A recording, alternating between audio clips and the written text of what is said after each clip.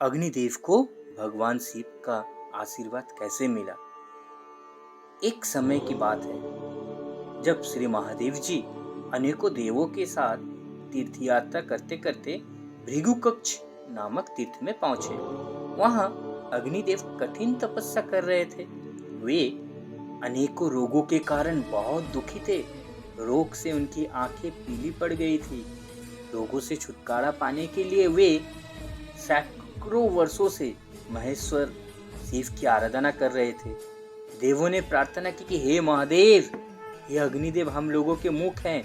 इन्हीं के द्वारा हम लोगों को हविष के रूप में भोजन मिलता है। इन्हें इस समय अनेक रोगों से कष्ट हो रहा है। हे प्रभु, इनका रोग दूर कर आप हम सबकी रक्षा कीजिए। उस समय वागंबर पहने, सारे शरीर में विभूति रमाए, अनेक सर्पों की देह भर में लपेटे जटाजूटधारी परम कल्याणकारी शिव जी के दर्शन अग्निदेव ने भी किए और वे उनके दर्शन से कृतार्थ होकर स्तुति करने लगे।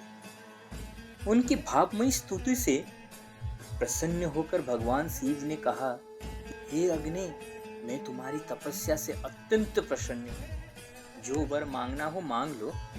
ऐसे आनंदप्रद वचन सुनकर अग्निदेव ने हाथ जोड़कर निवेदन किया कि हे विरूपाक्ष, मैं अनेक रोगों से पीड़ित हूँ और अनेक कष्टों का अनुभव कर रहा हूँ। अतः यही प्रार्थना है कि आप मुझे इन कष्टों और रोगों को दूर करें और मुझे इन सबों से मुक्त करें। अग्नि के ऐसे दीन वचन सुनकर शंकर भगवान ने आदित्य का रूप धारण कर उनके सभी रोगों को हर लिया और कहने लगे कि इस तीर्थ में सदा मेरा अंश वर्तमान रहेगा। यहाँ स्नान करने से कुष्ठ, कामला तथा क्षय आदि सभी प्रकार के रोग उसी तरह भाग जाएंगे जैसे गरुड़ को देखते ही सर्प भाग जाते हैं। पिंगलाक्ष, अग्नि के संस्थापित इस पिंगलेश्वर के दर्शन मात्र से कायिक, वाचिक और मानसिक सभी तरह के पाप नष्ट हो जाएंगे।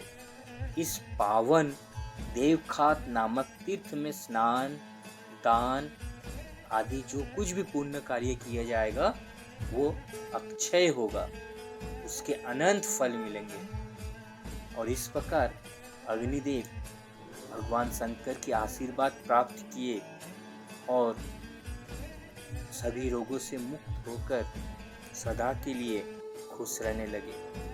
अगर हमारे भी बहुत सारी दिक्कतें, कष्ट होते हैं और हम भागवत प्राप्त के रास्ते में चलते हैं और भागवत शरण में रहते हैं, जप करते हैं, तप करते हैं, तो हमें भी हर पाप, हर रोगों से, हर कष्ट से मुक्ति मिलेगी। उम्मीद करता हूँ कि अग्निदेव की ये कथा आपको अच्छी लगी। हर हर महादेव।